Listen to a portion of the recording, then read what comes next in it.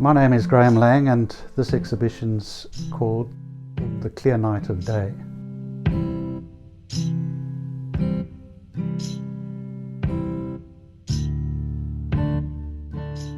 So, much of my school days and my young adult life was in South Africa. And then I, with my wife and two very small children, moved to Australia in 1990, and one of the first places we came to was Tasmania, and I vowed then that I'd come and live here one day, and it took me 20 years to achieve that. Africa is a very hard place to leave. It's a wonderfully rich environment, I think, for anybody, let alone an artist. And it took me, the umbilical connection to Africa was incredibly strong, and it informed my art, throughout those 20 years that I was at the University of Newcastle. When I, finally came to Tasmania in 2011, for the very first time in my life, I actually felt that umbilical connection to Africa had been severed, that I felt completely at home in this environment.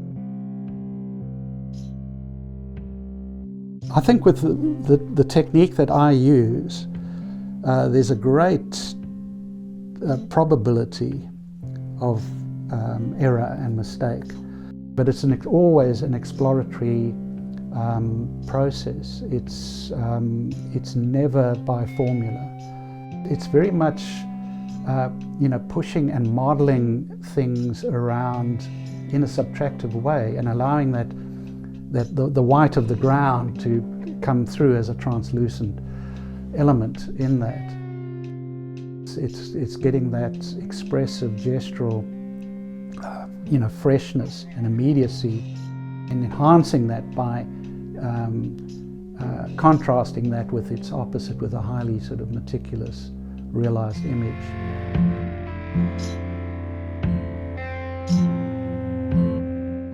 It's these two opposing things that draw attention to each other, and it's a matter of actually finding that balance.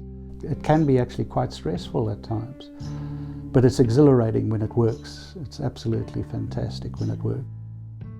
I find that challenge actually very liberating, because the thing that it's taught me is that there's an infinity within limits, and that it sort of alludes to the power of the imagination, coming up with a great story that all comes from within. I've sort of tried to describe the exhibition as a play of opposites, but there's always the sort of counterbalance where I need something to counterbalance beauty. And there's an irony in that counterbalance, is that if you draw attention to its opposite, it becomes more beautiful. As I say, things are defined by the opposites. So if you can put something in the vicinity of its opposite, it becomes more enhanced. Everything an artist does, or a writer, that is to a point kind of biographical. It's kind of describing their worldview at that point in time. And I think I've referred to that combination of the portrait and, say, some sort of iconic animal. Two creatures that seem so different, and yet biologically they're kind of made of the same stuff. And so I'm trying to make a universal reference of connectedness there, that all of these things that we construe as being opposite or alien are in fact deeply interconnected. There is stuff in painting that just can't be said, and vice versa as well. I see it as a great and worthwhile challenge. So I think it's a very worthy thing to do with your life.